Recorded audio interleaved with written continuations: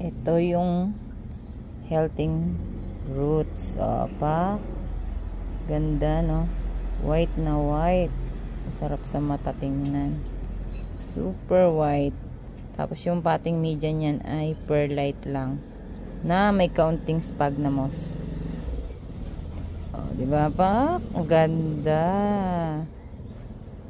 Ganda ng ugat niya. White na white. Super healthy. Yan yung super healthy roots. Pero pag nasa labas yung roots, ayan, brown yan.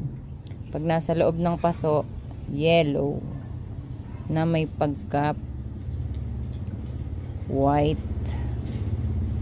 O, diba? Medyo may pagka yellowish lang. Ganun.